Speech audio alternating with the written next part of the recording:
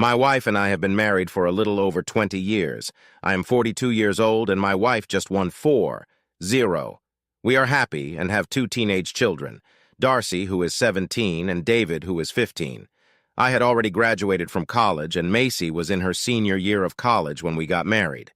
I'm an engineering manager at a mid-sized engineering firm in the city, and Macy is a paralegal at a large law firm. We are both active and healthy. We spend at least an hour at the gym several times a week. We also love being outdoors and often go hiking when the weather permits. I'm John Hopper.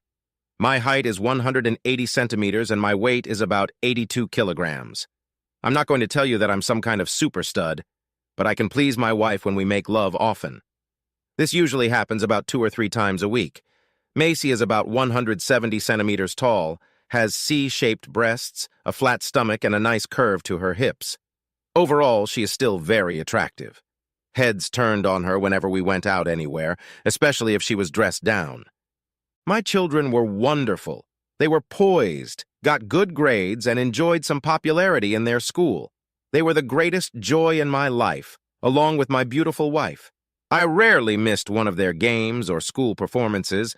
I actively participated in their extracurricular activities.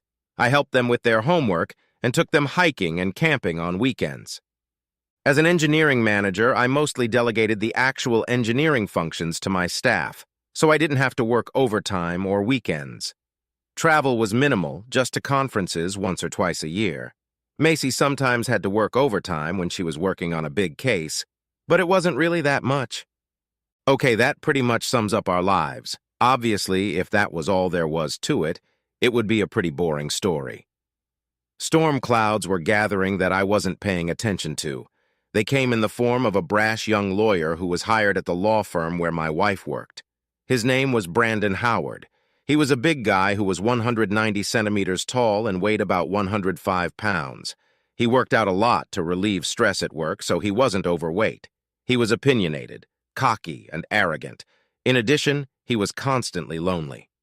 I first met him at one of my wife's work events. He flirted with her continuously throughout the evening. She even flirted back slightly as I stood there. When I voiced my displeasure, she told me to grow up and that it was completely harmless. Once we got home, I tried to explain to her that while I trusted her completely, my problem was that it was completely disrespectful of her to flirt with another man right in front of her husband. I don't think she completely agreed with me that she was behaving inappropriately, but she at least acknowledged my concerns. It took another day or 2 before things returned to normal. Life went on for another 6 months. Macy was working on a major case that had been in the works for about 2 years. It was finally coming to an end. She started working long hours. I know what you're thinking right now, and no, she wasn't fooling me. It was a legitimate matter, and we discussed it thoroughly. She also called home at least once a night to make sure everything was okay. There were also several other people who worked late into the night. As I found out later, although they didn't really have an affair, the flirting still continued and even intensified. The matter was finally settled in favor of a client of my wife's firm. To celebrate, one of the senior partners rented a cabin about 4 hours away in the mountains. He invited everyone who worked on the case over for a weekend with his other half. I knew the partner pretty well, and we had actually been to the cabin a few times before. As I said, the kids were 15 and 17 years old.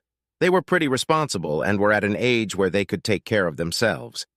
We decided to leave them home alone rather than leave them with my wife's parents. Yes, I warned them against any bad behavior. With that decision made, Macy and I packed our bags and left Friday afternoon. We got to the cottage in the early evening and carried our bags to the room we were to use. Aside from the fact that we had to endure Brandon flirting with my wife all evening, it was rather unpleasant.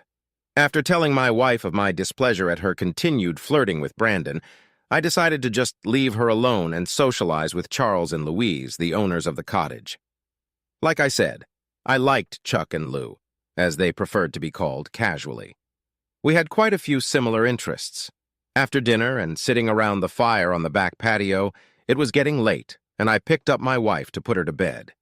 I was actually very tired and still a little angry with my wife, so I moved away from her and fell asleep. The next morning, I woke up to the smell of coffee. Macy was still asleep next to me, so I quietly got out of bed, put on shorts and a t-shirt, and then went in search of wake-up juice. I walked into the kitchen and found Chuck and Lou busy preparing a hearty breakfast. Grabbing my coffee, I walked over and started helping. It was quite a production, as besides Chuck and Lou, there were two other couples there, my wife and I and Brandon. George was another lawyer. He was here with his wife, Anne. Kathy was another paralegal who brought her husband, James. Eventually, everyone managed to make their way into the kitchen just as breakfast was ending. By the time I picked up my plate and headed to the table, I found Brandon had taken my seat next to my wife. "I'm sorry, but you're sitting in my seat," I stated kindly. "Oh, dear," Macy replied. "We're just in the middle of a conversation. Could you sit over there, please, just for now?" "But, dear, I've been a little busy helping out. I was looking forward to sitting and chatting with his wife over breakfast. It's only going to be okay this one time. After all, we can talk all the time, but I rarely get to chat with my coworkers outside of the office." I was truly stunned. I decided that I really wasn't hungry after all, so I picked up my plate and set it on the counter. Filling my cup of coffee again, I went out to the back terrace and sat alone. Analyzing what had just happened, I remembered the expressions of several other faces when it happened. Something was happening here, and I had the distinct impression that I would not be happy with the outcome. As the day progressed, things were not going so well. Macy spent most of her time around Brandon. The only time she really spent with me was when we were both socializing with other people. When we went camping, she would walk with Brandon. We went swimming in the lake, and she spent time with Brandon. I managed to remind her several times that she is my wife, not Brandon's girlfriend. She just guffawed and said my imagination was running wild. By the time dinner was over, I was fed up. When we went out on the terrace to enjoy the evening and have a drink, I timed it perfectly. My wife had just sat down, and when Brandon started to sit down next to her, I moved over and pushed his hip out of the way as I sat down myself. Macy was not pleased. She threw one of her annoyed looks at me. I just smiled back and took her hand. She tried to wrench it away, but I only squeezed harder, refusing to let go. Instead, she practically refused to speak to me. It was a rather unpleasant couple hours as everyone else felt the tension. I had finally had enough. This weekend had turned into a complete disaster. I apologized, explaining that I was tired from the day's activities and got up to go to bed. I walked into the kitchen to refresh my drink. My plan was to pack before bed so I wouldn't be rushed the next morning before returning home. I was just screwing the cap on the bottle of bourbon when Macy walked in. "John, I need to talk to you for a minute before you go to bed." "Well, Macy, I'm kind of surprised by that. We had all day to talk, but you preferred to talk to everyone but me. In fact, you talked to Brandon almost non-stop, but you barely said a word to your husband. At least she had the decency to blush." "Yeah, well, see, I have to explain it." "Then this should be interesting. First of all, I need you to realize that I have never cheated on you. Ever. Judging by the way you acted this weekend, I'm not so sure about that." "That's true. Okay, Brandon and I flirted a little bit, but that's it. He never once really even touched me, except to help me through a few obstacles during our hike today. Now, like I said, I've been completely faithful to you, and it would never even occur to me to cheat on you. But there is no but about it. That's why I'm here talking to you. Now, I have to admit that there is a pretty strong sexual attraction between Brandon and me. The flirting we have been doing has led to some sexual tension. That's why I need to let you know that I will be spending the night with him. I needed to tell you and be upfront about it so it wouldn't be cheating. I'm not going to go behind your back." "You're not?" "What?" "I said no, I'm not going to let that happen." "Look, I've already made up my mind about this. There's just so much sexual tension between us that I have to do it and see what's up. It's just this one time, and then when we get home tomorrow, I'll be all yours again. Let me be perfectly clear. I won't accept this. I won't approve. If you go through with this, there will be terrible consequences. I will standing for this. Baby, if you really love me, you'd let me do this once. Baby, if you really love me, you wouldn't even ask for it. Hell, you wouldn't even think about it." "John, I really need to do this. It's just this one time. Then I'll come back and be completely faithful to you again. Macy, do you remember our wedding vows? Especially the part about forsaking all others? Furthermore, since you feel the need to break this vow that you willingly made before God and before all of our friends and family, why should I believe this promise made quietly, without witnesses? Okay, John, I can see that you're angry about this right now. I really need to do this, so I'll see you in the morning. We can discuss it tomorrow on the way home. With those words, she turned and walked back outside. Just like that, 20 years of a happy marriage was flushed down the toilet. She expected me to be a faithful husband and wait for her to fly back into my open arms the next morning. I don't work that way. We've discussed this several times. More than one friend of ours had cheated on their spouse, and we talked about it. We didn't have a hall pass to cheating. Cheating was a deal breaker, and I don't care if she told me about it first. Cheating is not just acting secretly behind another's back. The very act of having sex with someone else is cheating. I poured my drink down the sink. I didn't need another one for what I was about to do. I went up to my room and gathered all my things. I left Macy's stuff as is. She could take care of her own shit. Turning out the lights in the room, I sat on the bed and waited. An hour passed before I heard everyone come back into the house and go to their rooms. I waited another half hour to make sure everyone was either asleep or distracted by something else. Grabbing my bag, I quietly walked out of the room and closed the door. I managed to make my way outside almost silently. Luckily, my car was parked the farthest away. It was a fairly new car, so it was quiet when I started it up and touched down. It was just after 2 o'clock in the morning when I pulled up to our house. I noticed that there was a light on, so it was obvious that at least one of the kids was still awake. Sighing, I got out, grabbed my bag, and went inside. Sure enough, both kids were already up and watching a movie. "Hi, Daddy. What are you doing here already? I didn't think you'd be back until tomorrow. Later today." Darcy noticed. "Yeah, where's Mom?" David added. Well, by answering David's question, I can answer both questions. Your mom is still at the cottage in her lover's bed. Yes, I'm an asshole for dragging our kids into the personal business between their mom and me, but I thought being honest with them would prepare them for the changes to come. Okay, maybe I could have at least handled it more diplomatically, but I didn't feel much remorse at the time. "What do you mean, in your lover's bed? Is Mom really cheating on you?" Darcy was almost shouting. "That's exactly what I meant. She cornered me this evening and told me she was going to sleep with someone else tonight. I decided I didn't want to wait for that, so I packed up and came home. I let her lover give her a ride home. I didn't think I would have to wait for her anywhere in the neighborhood." We talked some more. Then I carried my bag to the spare room. I spent the next hour moving all my stuff from the room we used to share to what would now be my room. Luckily, the guest room was a second master bedroom with its own bathroom. The bed was pretty comfortable, too.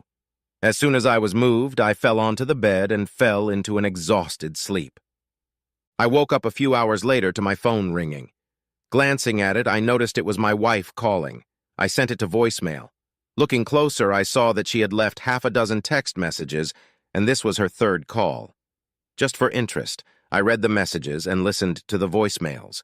First were her inquisitive questions about where I was and that breakfast was almost ready. Then they were concerned about where I was. The later ones were angry, demanding to know where I was and demanding that I get my ass back there to pick her up and take her home. The latter informed me that she had to ask someone for a ride and that she would kick my ass as soon as she got home. Oh well, I was already awake, so I should have gotten up and prepared to face the new day. Hurricane Macy would be arriving in about 4 hours, and I needed to get ready for the storm. I had a feeling she was going to be pissed. There was no remorse in the last message she left. I got up, showered, got dressed, and headed downstairs for breakfast. By the time I finished eating, the kids were up. I explained to them that they should probably stay out of the crossfire since their mother wasn't in a very good mood. Surprisingly, they just laughed it off. I had a bad feeling about what would happen when she got home. They didn't seem too happy with what she had done. "Where the hell have you been, asshole?" The slamming door announced the arrival of Miss Congeniality. "I'm sorry, I just couldn't help myself." She just laid it out right there like a low outside curve. I swung around and threw it over the fence. How was the evening? I really didn't think a human face could have such a dark shade of red. Oops. Sorry. Now it's turning purple. I was just about to pull out my phone to call an ambulance in case she had a stroke when the explosion went off. What the hell kind of idea was it to leave me out there like that? Do you have any idea how humiliating it was for me this morning when everyone found out you left and I had to beg for a ride home? You bastard! I was going to get you into bed tonight, but now you can just forget about it. I just smiled back at her. I was actually amazed at the composure I was showing her. First of all, honey, I don't care how humiliating you may find it. Believe me, it was nowhere near as humiliating as it was for me when you jumped into bed with that asshole and everyone knew it.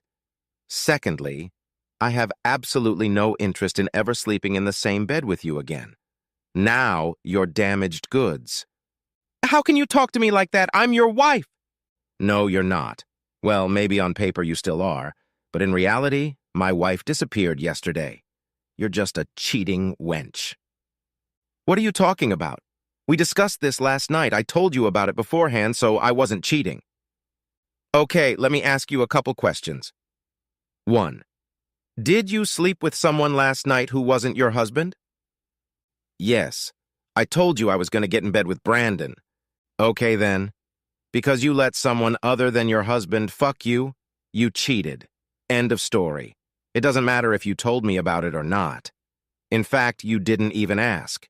You said you had already made up your mind and that I had no say in it. I even told you not to do it. I told you I was totally against it. You just went ahead and did it anyway. But if you really love me, you'll let me do it. If you really love me, we can get through this. You stupid fool! If you really loved me, you would never even think of cheating on me. With those words, I turned around and went into the garage to work on my 1969 Nova. It was originally an inline 6-cylinder engine with a 3-speed manual transmission. I replaced the engine with a 383 small block, and the transmission was now a Borg-Warner Super T10 4-speed. Yes, I know that many new gearboxes use a Restomod, installing a newer computer-controlled engine. Of course, they get more power and better fuel economy. I'm old school. I hate all that computer-controlled crap. It takes a computer genius just to keep the stupid thing running. With the old engine, I could screw it in, plug it in, and it would work. This is newer shit. You screw it in, plug it in, install a computer controller, then take it somewhere else and pay a guy another $1,000 to set it up before you run it. No thanks. Over the next few months, Macy tried to get me to talk. I wasn't interested. She also tried several times to get into my room late at night. I had changed the locks and she didn't have a key. To me, we were now just platonic housemates who happened to have 2 children in common. Why didn't I just divorce her? The kids. I didn't want to be just a part-time dad. I loved my kids and I wanted to be there for them. Besides, I only had 3 years left before David would graduate and go to college. Macy tried to get the kids involved to get me to talk to her. Nothing good came of it. The kids were seriously pissed off at what she did. She tried to confront me to turn them against me. It was Darcy who set her straight. Mom, Dad never said anything bad about you to us. You, on the other hand, have complained to us about him several times. Don't blame Dad for turning us against you. You did it on your own. Yeah, times were tough on the Hopper family. After 4 months, Macy started wearing very little around the house when the kids weren't around. She started wearing very sexy lingerie to try to lure me into her bed, or my bed. Whatever worked for me. I have to admit it was hard to resist at times. After all, she is a very sexy woman. Nevertheless, I was determined. I just couldn't get past her cheating. It's been 6 months since that night. I can't take it anymore, John, she said, dressed in a sheer black negligee. I need you. It's been 6 months since we had sex. I need you to come to my bed. Why don't you go to your lover and ask him to do it? I don't have another lover, John. I haven't had sex since that night at the cabin. I need you now. And if you refuse to fulfill your conjugal duties, I'll have to go out and find someone else to do your job. Well, that was an ultimatum. I looked at her and said, just don't bring them here. I will not tolerate you bringing any of your lovers into my house. Go to their home, a motel, or even the back seat of their car. But don't bring them here. A dejected expression appeared on her face. Then she turned and ran out of the room, sobbing. Choices have consequences. I don't want anyone else. I just want you. I heard her sobs as she ran out of the room. You may be wondering why I didn't take the opportunity to just sleep with her. After all, she's a very beautiful woman, and it's been 6 months since then. Well, that's true, and I was tempted. The problem was that I just couldn't get over the fact that she had willingly humiliated me in front of her co-workers. Every time I tried to think about having sex with her, all I pictured was her co-workers laughing at me as she lay on her bed. I lost all desire for her. Sure, she was beautiful on the outside, but all I could see was the ugliness inside her. It was a week later, Saturday night. I was lounging in the living room, drinking a scotch and soda and reading a book. Macy came down the stairs and stood in front of me. She was wearing LBD jeans, stockings, 12-inch CFM heels, and her expensive jewelry. Her hair and makeup were done to perfection. She looked like she was ready to go to one of the swankiest holiday parties we used to go to together. John, I need you. I want you. I'm begging you. Please take me upstairs. I can't take it anymore, so if you're not going to take me, I'm going to go find someone who will. I told you last week I'd do it if you said no. This is your last chance. Please don't make me walk out that door. You look really nice, I replied. I have no doubt you'll find someone to spend the night with. Just be prepared, because if you sleep with someone, I will consider it as your permission for me to do it too. If you walk out that door and have fun with another person, I will view that as an open marriage in which we are both free to have sex with other people. God damn it, John, that's not what I want. I willingly offer myself to you, but you keep turning me down. I don't want to sleep with other people. I sure as hell don't want you to sleep with other women. You're driving me to it. It's not the same thing. If you don't want me anymore, why don't you just divorce me? Is that what you want? Do you want me to divorce you? Hell no! I want you to take me back as your devoted wife. You weren't very faithful to me in the cabin, so why should I expect you to be faithful to me now? Because I promised to be! And a little over 20 years ago, you vowed to be the same. What makes you think I can believe any of your promises now? Fine. If you do, don't wait. Fine. If it's your choice, I'll start making arrangements with a couple of ladies who have shown a pretty open interest in me. You're the one who's forcing the issue. If you go with another woman, I'll divorce your ass so fast you won't even know what hit you. I'll get the house, the kids, and more than half of the assets. You'll end up living in a one-bedroom apartment and eating prime ramen because of all the child support and spousal support you'll have to pay. Then, just to spite you, I'll interfere with your visitation, too. Yeah, good luck with that.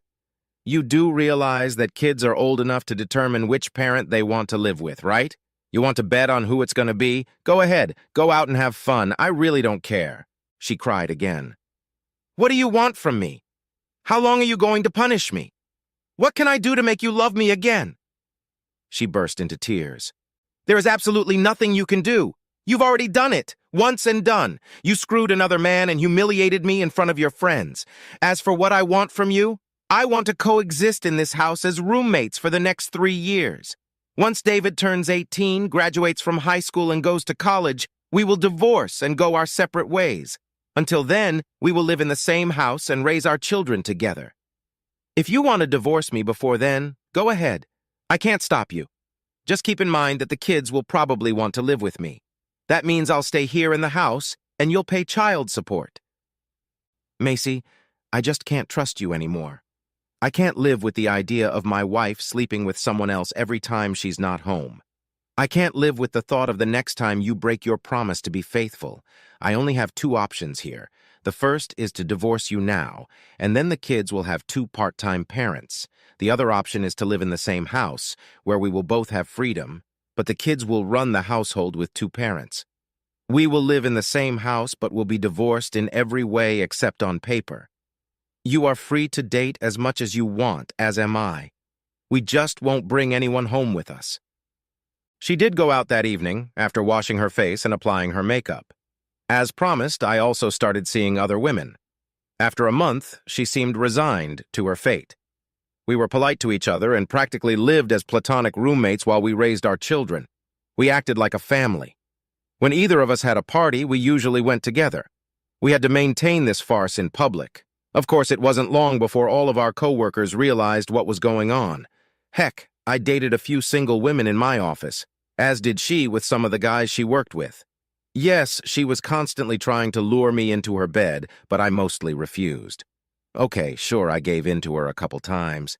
She was still a beautiful woman, and after a couple drinks, I let my little head make the decision, and it was sex, not lovemaking. "So, is that it?" said Macy with tears in her eyes. "That's it," I replied, loading another box into my truck. "Thank you for 20 wonderful years, Macy." "That was 23 years ago." "I know." "Yeah." Tears came to her eyes again, and it's been a little over 3 years. David had just moved into his dormitory for college. Darcy was about to start her freshman year at university. The house was sold, and we were packing up to move out. We were moving apart in different directions. The divorce had already started, and we were just biding our time until the final judgment was handed down. The assets were split 50-50. The kids' college accounts were already fully funded. "I still love you, you know," she whispered. "I know I do. I'm sorry." "I am too." She turned to look at me, tears streaming down her cheeks. "You will? Will you call me sometimes? Come to see me sometimes? Maybe we can see each other once in a while, please? No commitment, just to see each other." My hatred for what she had done had long since dissipated. I no longer felt the same love, but I didn't despise her either. In fact, I saw her as something of a friend. Besides, we still had kids to bond over, and frankly, she was damn good in bed. Of course she was. We can do that. Besides, we'd have kids' birthdays, graduations, weddings, and grandchildren's births that we'd both attend. Epilogue. The children forgave Macy for what she had done. Their relationship improved, but never returned to what it was before. Macy bought a small 3-bedroom apartment so the kids could visit her when they came to town. I bought a small house with a couple acres of land and a workshop. It was a pretty small town, so we still saw each other occasionally. I would call her and she would call me. We even went out together a few times. No, we never had a chance to get back together, although she tried. We each went out quite a bit. She ended up having several pretty long-term relationships. I was just satisfied with not being married. I decided I had had enough of exclusivity. There are 2 reasons for me to be married. The first is to have and raise children. I had done it before and was too old to do it again. The other reason was to grow old together and have a companion in my old age. It didn't really matter much to me. I had plenty of friends and family if I got lonely. "John, I have a very big favor to ask of you. I understand if you don't want to do it, but I would really like you to at least think about it." We were having lunch at a nice restaurant. It's been 5 years since the divorce. "Ask right away. I assumed you wanted something when you asked me to lunch today. By the way, where's your boyfriend? Won't he be jealous that you invited your ex-husband to lunch?" She smiled. "No, he knows all about our past. He knows he has nothing to worry about. Besides, he was the one who suggested I ask you in private. He thought it might be more uncomfortable if he were here. However, he's willing to take your call if you want to make sure he's okay with that request." "Okay." Cell phone rings. "I'm interested in you. John, Martin made me an offer and I said yes." "Good. Do you love him? Did you finally get past us?" "I'll never completely forget us, John. Still, I've made peace with it. As for Martin, I'm comfortable with him. I really love him, and we're very good together. I've settled down and I'm going to spend the rest of my life with him." "Okay, so what do you want to ask for? If it's my blessing, you have it. But you don't really need it. I have no say in the matter." "No, well, I guess that's partly true, but what I want is for you to walk me down the aisle and marry me off at my wedding." "Okay, where did this Mack truck come from? Let's talk about something extraneous. My mind just exploded with this." What?" "I want you to walk me down the aisle and marry me at my wedding." "Macy, most ex-wives don't even want their ex-husbands to be present at their new marriages, let alone actually participate in the ceremony." "Yeah, I'm aware of that." "Then why in God's name do you even think it's a good idea?" All right. Hear me out. I've obviously discussed this with Martin, and he agrees with it. I just sat stunned as she explained her train of thought. After listening to her, I had to admit that it made some sense. in a really strange way. John, you've been the most important man in my life, with the exception of my father. As you know, he's no longer alive. Furthermore, you were the last significant relationship of my life. I could talk David into giving me up, but it just doesn't seem right to me for my son to give up his mother. It's like I belonged to my son. I just think it sounds a little strange. Instead, my heart belonged to you for most of my adult life. You were the last man who owned any part of me. Martin and I think it would be appropriate for the last man who owned my heart to give that heart to a new man. After all, even if you still have a piece of my heart, obviously you wouldn't necessarily want to keep it. This would be a great way to show that you're giving it up and passing it on to someone else who will care for and protect it. I think the symbolism of it would show that we are still friends, but our love is completely over, and my new husband is now taking over. Yeah, that sounds crazy to me too. I did call Martin. I did meet up with him that evening for a few drinks at a local bar. He liked the idea too. Sure, he had been skeptical when Macy first brought it up, but after listening to her reasoning and discussing it fully, he liked it. I still wasn't convinced. It just seemed like there was too much weirdness to me. I also called my kids to get their opinion on it. Who is giving this woman away in marriage? Her family and her ex-husband are doing it. Yes, it just sounded wrong on several levels, but that's what she wanted. I have to admit that it seemed to work. I was passing the baton to her new man. I really felt that our relationship had finally come to an end, and her new relationship was complete. Sure, there were a few comments, but for the most part, they were received positively. It certainly made the reception a lot of fun. Several ladies came up to me and asked if I wanted to start a new relationship since I had finally broken up my previous one. I think there might be 3 or 4 among these women who might take a swing at me. We'll see. At least my weekends over the next month or two won't be boring.